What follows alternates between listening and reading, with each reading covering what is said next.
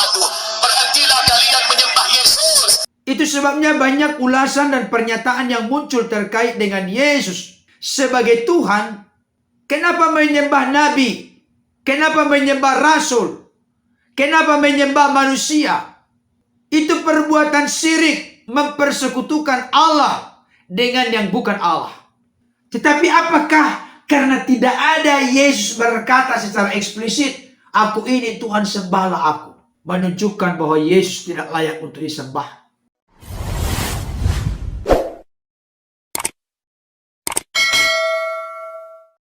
Shalom, salam sejahtera dalam kasih Kristus. Pada kesempatan ini, saya akan membahas satu ulasan dengan judul Pendeta Nababan menjawab Ustadz Nababan. Berhenti kalian menyembah Yesus. Sebelum saya lebih jauh untuk menyampaikan beberapa hal penting terkait dengan judul ini, ada baiknya kita menyaksikan dulu pernyataan singkat dari Ustadz Syamsul Arifin Nababan berikut ini. Allah na'budu illallah, jangan menyembah kecuali hanya kepada Allah. Wa la nusyrika bihi syai'a, jangan mempersekutukan Allah dengan sesuatu. Berhentilah kalian menyembah Yesus, berhentilah kalian menyembah Uzair, berhenti kalian. Baik Bapak Ibu Saudara, tadi kita sudah menyaksikan pernyataan singkat dari Ustadz Syamsul Arifin Nababan. Saya ingin memberikan konfirmasi dan penegasan kepada setiap kita. Seluruh orang Kristen sepanjang sejarah segala abad sampai pada saat ini, semuanya kompak, sepakat dan sehati menyembah kepada Yesus Kristus, Sang Firman yang telah menjadi manusia. Saudaraku yang dikasihi oleh Tuhan, memang ada cukup banyak orang-orang di luar keyakinan kepercayaan Kristen yang selalu berupaya untuk menggoyahkan iman Kristen terkait dengan eksistensi keberadaan Yesus sebagai Tuhan di dalam kekristenan itu sendiri. Itu sebabnya banyak ulasan dan pernyataan yang muncul terkait dengan Yesus sebagai Tuhan dalam konteks kekristenan. Kenapa menyembah nabi? Kenapa menyembah rasul? Kenapa menyembah manusia? Itu perbuatan syirik, mempersekutukan Allah dengan yang bukan Allah. Inilah pernyataan-pernyataan yang sering dilontarkan oleh apologet agama lain dalam konteks oknum-oknum tertentu yang seringkali dibahas dan diulas oleh ustadz dari saudara-saudara kita Islam. Dan salah seorang di antaranya adalah saudara kita Ustadz Syamsul Arifin Nababan. Secara khusus saya akan menyoroti pernyataan beliau yang berkata, jangan menyembah kecuali hanya kepada Allah. Jangan mempersekutukan Allah dengan sesuatu. Berhentilah kalian menyembah Yesus. Berhentilah kalian menyembah Rasul. Berhenti kalian. Beliau menyampaikan begitu bersemangat, berapi-api, begitu antusias. Tapi saya mau sampaikan, saudara kita Ustadz Syamsul Arifin Nababan, ketika beliau masih ada di kekristenan, beliau sama sekali tidak pernah secara serius dan sungguh-sungguh mendalami doktrin ajaran kekristenan yang sangat fundamental, yang sangat mendasar, dan yang sangat penting utama ini. Itu sebabnya Bapak Ibu Saudara, beliau begitu rapuh dalam konteks pengertian siapa Yesus yang disebut sebagai Tuhan dalam konteks doktrin ajaran kekristenan bersumber atau bertitik tolak dari data dan fakta Alkitab. Salah satu pertanyaan yang sering dimunculkan oleh saudara-saudara kita berkeyakinan lain, termasuk di dalamnya sekaliber Dr. Zakir Naik. Kalau ada orang Kristen yang mampu menunjukkan Yesus berkata, "Aku ini Tuhan, sembahlah aku." Kalau salah seorang saja di antara orang Kristen yang mampu menunjukkan bersumber dari data dan fakta Alkitab, maka saat itu juga saya masuk Kristen. Ini pernyataan sekaligus tantangan yang begitu bombastis dari seorang Zakir Naik. Dan banyak apologet dari saudara-saudara kita Muslim yang sering melontarkan bahkan membuat pertanyaan sekaligus tantangan seperti itu. Tunjukkan kepada saya mana ayat yang menegaskan bahwa Yesus berkata, "Aku ini Tuhan, sembahlah aku." Saudaraku yang dikasihi oleh Tuhan, saya mau sampaikan kepada saudara-saudaraku berkeyakinan lain. Dalam konteks membahas terkait dengan eksistensi keberadaan Yesus sebagai Tuhan, di dalam kekristenan bersumber dari Alkitab. Tidak boleh orang-orang berkepercayaan lain memaksakan kehendak, memahami, mengerti Alkitab, doktrin, ajaran, keyakinan yang sangat fundamental, mendasar dalam kekristenan. Dari sudut pandang saudara-saudaraku orang-orang berkepercayaan lain, mengerti, memahami doktrin, ajaran, kitab suci, keyakinan, kepercayaan. Saya kasih tahu inilah yang seringkali menimbulkan kesalahmengertian, kesalahpahaman agama-agama. Menilai doktrin ajaran kekristenan dari sudut pandang orang lain menilai agama dan doktrin dari apa yang diyakini dan dipercayai. Saya mau kasih tahu, pendekatan seperti ini sangat tidak fair, sangat tidak baik. Karena memang masing-masing agama itu memiliki keunikan, keeksklusifan, kekhususan sendiri-sendiri. Oleh karenanya saya mau sampaikan pada kesempatan ini untuk menjawab pernyataan sekaligus penegasan dari Ustadz Samsul Arifin Nababan. Pendeta Berton Nababan memberikan respon dan tanggapan yang sangat menohok kepada saudaraku Ustadz Samsul Arifin Nababan. Dengarkan baik saudaraku. Termasuk orang-orang lain yang selalu menyalahpahami, yang selalu salah mengerti tentang eksistensi keberadaan Yesus sebagai Tuhan dalam konteks kekristenan. Pertama, Alkitab ditulis tidak boleh dilepaskan dari konteks budaya, tradisi, adat istiadat Yahudi. Kalau kita orang-orang Indonesia melakukan pendekatan, memahami, mengerti, mengeksplorasi Alkitab dari sudut pandang konteks budaya, adat istiadat, tradisi Indonesia, tidak akan klop, tidak akan tepat. Kalau hal ini selalu ngotot dipaksakan, dengan kata lain, memaksakan kehendak, tuntutannya tunjukkan di dalam Alkitab dari Kejadian sampai Wahyu, termasuk secara khusus di dalam Perjanjian Baru, di mana Yesus pernah berkata, "Aku ini Tuhan, sembahlah aku." Saya mau sampaikan secara eksplisit, terang benderang dan jelas, tidak ada pernyataan seperti itu. Kalau begitu berarti benar dong Yesus bukan Tuhan. Karena Yesus tidak pernah berkata, "Aku ini Tuhan, sembahlah aku." Tunggu dulu. Saya katakan tadi, mengerti, memahami Alkitab, ada konteks yang harus kita pahami. Ini tidak boleh dilepaskan. Kenapa? Memahami teks, lepas dari konteks, lepas dari budaya, kebiasaan, adat istiadat, tradisi Yahudi yang dihidupi zaman itu, akan menimbulkan satu konklusi kesimpulan yang salah, menyimpang, dan menyesatkan. Saudara-saudara dikasihi Tuhan, sudah menjadi rahasia umum.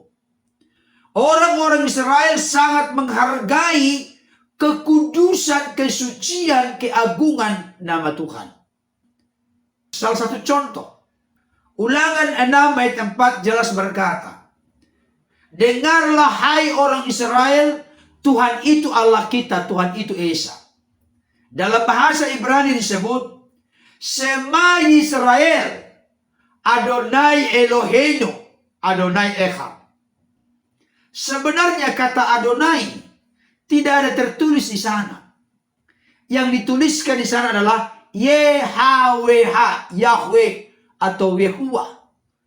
Tapi ketika sudah ketemu dengan nama Yahweh, YHWH, orang-orang Israel tidak pernah membaca itu Yahweh atau YHWH. Mereka selalu membacanya dengan mengganti kata Adonai. Kenapa demikian? Karena mereka menganggap nama Allah itu begitu kudus, begitu suci, begitu agung, begitu mulia. Itu sebabnya salah satu hukum dari 10 hukum, jangan menyebut nama Tuhan Allahmu dengan sembarangan. Ini konteks Yahudi yang harus dimengerti dan dipahami oleh orang-orang berkepercayaan lain. Oleh karena itu, sudah pasti dalam konteks pengertian pemahaman seperti ini, Yesus tidak akan mungkin berkata, aku ini Tuhan, sembahlah aku.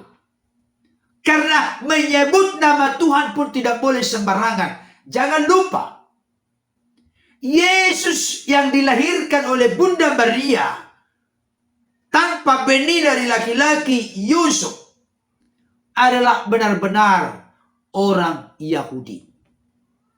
Jadi Yesus sebagai orang Yahudi mengerti betul tidak boleh menyebut nama Tuhan dengan sembarangan. Dan jangan lupa, di dalam konteks mengerti memahami Alkitab, khususnya Perjanjian Baru, yang secara eksplisit meminta sembahlah aku, itu adalah iblis. Tentunya iblis bertolak belakang, kontradiksi dengan Yesus. Iblis berupaya membelokkan Yesus dari rencana Bapa mengutusnya ke tengah-tengah dunia. Tapi iblis dalam sebuah kesempatan berkata kepada Yesus. Di dalam Matius 4 ayat yang ke-8 sampai 10. Dikatakan demikian. Dan iblis membawanya pula ke atas gunung yang sangat tinggi, dan memperlihatkan kepadanya semua kerajaan dunia dengan kemegahannya. Dan berkata kepadanya, semua itu akan kuberikan kepadamu jika engkau sujud menyembah aku. Inilah karakter, sifat, watak iblis. Semua itu, kerajaan dunia dengan segala kemegahannya, akan diberikan oleh iblis kepada Yesus dengan syarat jikalau Yesus sujud menyembah kepada iblis. Jadi yang minta disembah itu dengan menghalalkan segala cara, itu adalah sifat, watak, karakter iblis. Secara terang-benderang, eksplisit dan jelas disampaikan di dalam Perjanjian Baru. Tapi apa kata Yesus? Maka berkatalah Yesus kepadanya, enyalah iblis, sebab ada tertulis, engkau harus menyembah Tuhan Allahmu, dan hanya kepada Dia sajalah engkau berbakti. Ini merupakan kutipan Yesus dari Ulangan pasal 6 ayat 13. Kenapa saya perlu menyampaikan ini kutipan murni? Karena ada banyak orang di luar sana yang mengambil sebuah konklusi dan kesimpulan. Yesus sendiri pun memberikan penegasan.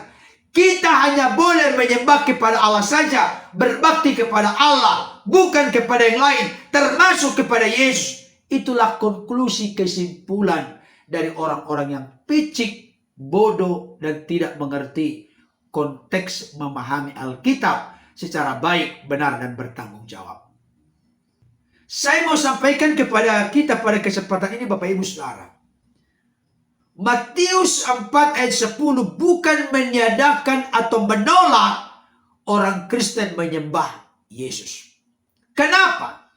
Saya perlu jelaskan dan sampaikan sebenarnya rekan-rekan apologet Kristen, termasuk di dalamnya Dr. Bambang Nursena, Dr.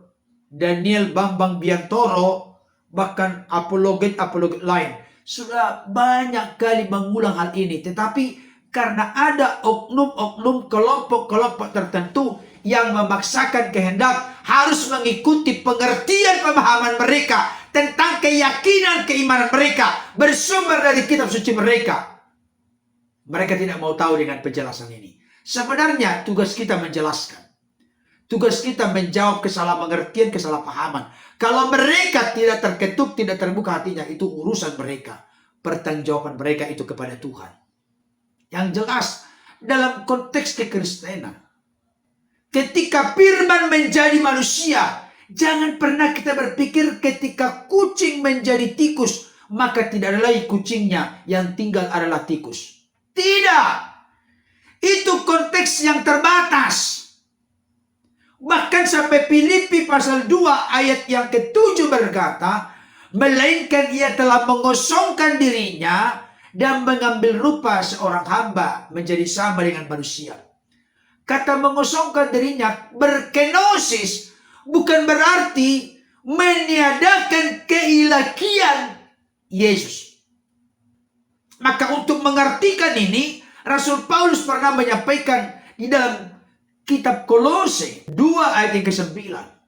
Di dalam dialah, di dalam Kristuslah, secara jasmani, secara tubuh, secara fisik, diam seluruh kepenuhan kealahan. Dari sini jelas terlihat bahwa Yesus yang dipahami, dimengerti oleh orang Kristen, bersumber bertitik tolak dari data fakta Alkitab, memiliki dua natur. Natur kemanusiaan dan natur keilahian.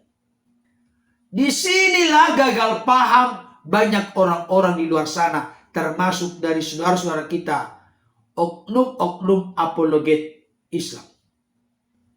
Kalau saudara-saudaraku menilai keilahian Yesus dari fakta-fakta kemanusiaannya, nggak klop. Makanya apapun ocehan dari orang-orang di luar sana terkait dengan Yesus, kita gak pernah kita terganggu sedikit pun. Karena bagi kita sudah seperti makan kacang goreng. Kenapa? Kok Yesus sebut Tuhan padahal berpuasa? Kita berdoa, menangis, takut, mati. Itu semua terkait dengan konteks kemanusiaannya yang dilahirkan oleh Bunda Maria. Yesus memang benar-benar bergantung kepada Bapaknya. Tapi dalam konteks keilahiannya, pada mulanya adalah firman. Firman itu bersama-sama dengan Allah. Dan firman itu adalah Allah. Inilah yang diyakini, dipercayai oleh orang-orang Kristen. Sebagai Allah, sebagai yang ilahi dalam eksistensi keberadaan. Sebagai firman. Dan jangan lupa selama 33,5 tahun di dunia ini, keberadaannya sebagai firman tetap berdiam dalam kemanusiaan Kristus yang dikenakannya. Tidak bercampur, tidak berbaur, tapi tidak terpisah. Ini diyakini, dipahami oleh orang-orang Kristen. Nah, sekarang tanpa panjang lebar, sebenarnya kalau kita sudah melihat dari latar belakang historis adat istiadat budaya Yahudi, maka mustahil Yesus akan berkata, aku ini Tuhan, sembahlah aku. Karena memang tidak boleh menyebut nama Tuhan dengan sembarangan dalam konteks tradisi budaya Yahudi yang sangat mengkhususkan, menghormati nama Tuhan yang begitu kudus, suci, agung, dan mulia. Tetapi apakah karena tidak ada Yesus berkata secara eksplisit, aku ini Tuhan, sembahlah aku, menunjukkan bahwa Yesus tidak layak untuk disembah? Oh, tidak Bapak Ibu Saudara. Kenapa? Banyak ayat-ayat dalam Alkitab yang menegaskan bagaimana orang-orang yang dekat dengannya, orang-orang yang menjadi pengikutnya, sujud menyembah kepada Yesus.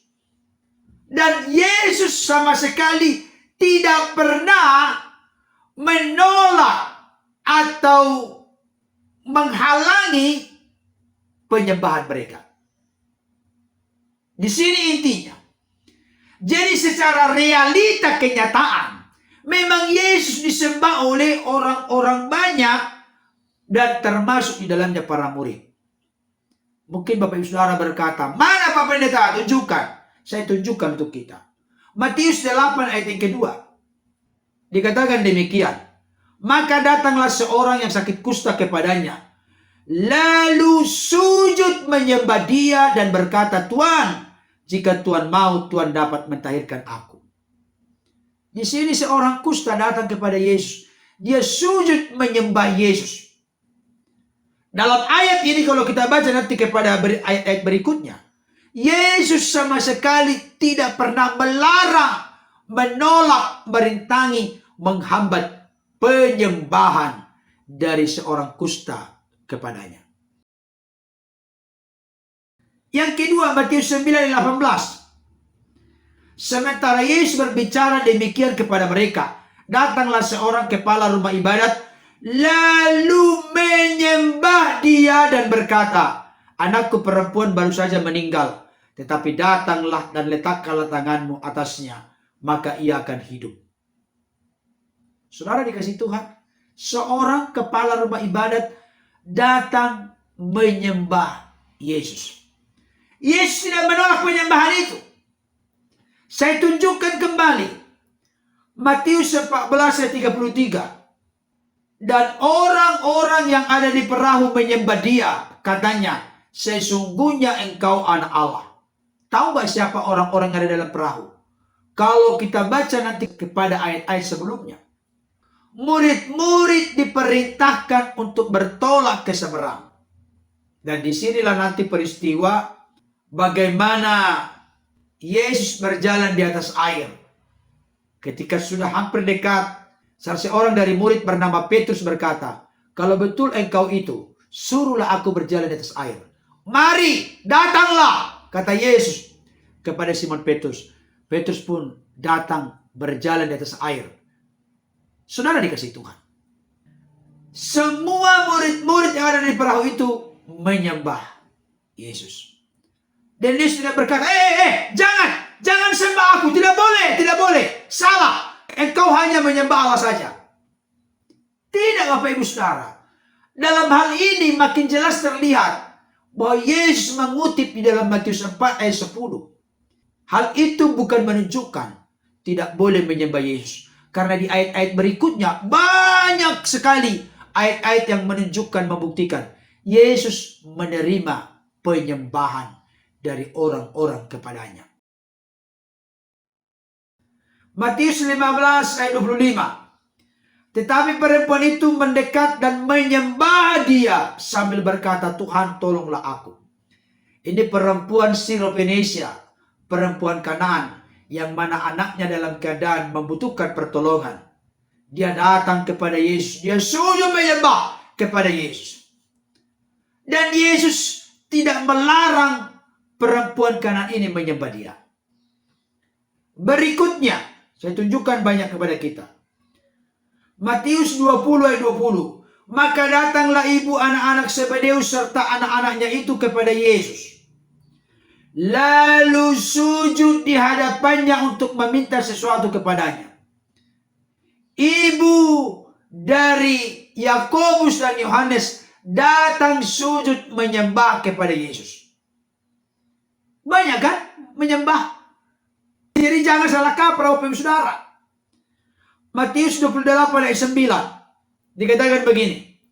Tiba-tiba Yesus berjumpa dengan mereka dan berkata, salam bagimu. Mereka mendekatinya dan memeluk kakinya serta menyembahnya. Banyak lagi ayat-ayat yang lain, tidak akan sempat saya sebutkan satu persatu karena begitu panjang lebar nanti durasi dari ulasan ini. Tapi yang jelas sangat berbeda dengan Simon Petrus, salah seorang dari murid Yesus. Dalam sebuah kesempatan di dalam Kisah Para Rasul pasal 10 ayat 25 sampai 26 dikatakan begini. Ketika Petrus masuk, datanglah Kornelius menyambutnya, dan sambil tersungkur di depan kakinya, ia menyembah Petrus. Bayangkan, Kornelius menyambut Rasul Petrus sambil tersungkur di depan kaki Petrus dan menyembah Petrus. Apa yang terjadi? Ayat 26. Tetapi Petrus menegakkan dia, katanya, bangunlah, aku hanya manusia saja. Dari respon tanggapan Petrus ini, Petrus memberikan konfirmasi penegasan kepada Kornelius. Jangan perlakukan saya seperti itu, jangan tersungkur di kakiku, jangan menyembah aku. Karena yang layak dan berhak untuk disembah hanya Yesus Kristus, Bapa dan Roh Kudus. Saudaraku yang dikasihi Tuhan, kalau sudah demikian adanya, saya perlu jelaskan kepada kita apa yang dikatakan oleh saudara kita Ustadz Syamsul Arifin Nababan. Kalau itu pernyataanmu, ya saya tidak bisa melarang orang untuk menyampaikan pernyataan, karena mulut itu adalah mulut dari saudara kita Ustadz Syamsul Arifin Nababan. Tidak mungkin saya bisa ngerem beliau berkata apa. Itu urusan beliau. Tapi yang jelas, kalau hal ini ditujukan kepada orang-orang Kristen, berhentilah kalian menyembah Yesus. Ini tidak akan pernah mengganggu sedikit pun keyakinan kepercayaan kita. Sampai kapanpun kita akan tetap menyembah Yesus. Bahkan jangan lupa, saudaraku Syamsul Arifin Nababan, Kitab Filipi pasal 2 ayat yang ke-10 sampai 11. Di situ ada dua kata penting. Setiap lutut akan bertelut, akan sujud menyembah Yesus Kristus, baik yang ada di atas di langit, yang ada di bawah di bumi, yang ada di bawah bumi. Tidak boleh tidak, ada masanya akan sujud menyembah. Dan setiap lidah akan mengaku Yesus Kristus adalah Tuhan bagi kemuliaan Allah Bapa. Siapapun yang punya lutut, siapapun yang punya lidah, pernah hidup dalam sejarah dunia ini, dia ada saatnya akan bertekuk lutut, sujud menyembah, dan mengaku dia Tuhan bagi kemuliaan Allah Bapa. Oleh karena itu, tidak ada alasan mendasar dalam konteks kekristenan mengikuti seruan yang lantang dari Ustadz Syamsul Arifin Nababan, berhentilah kalian menyembah Yesus. Kita menyembah Yesus bukan dalam tataran dangkal dan sempit, menyembah kemanusiaannya. Tidak. Tapi kemanusiaannya dengan keilahiannya tidak bisa bercampur baur, tapi tidak bisa dipisahkan. Yang kita sembah, agungkan, muliakan itu adalah eksistensi keberadaan Yesus sebagai firman Allah yang adalah Allah.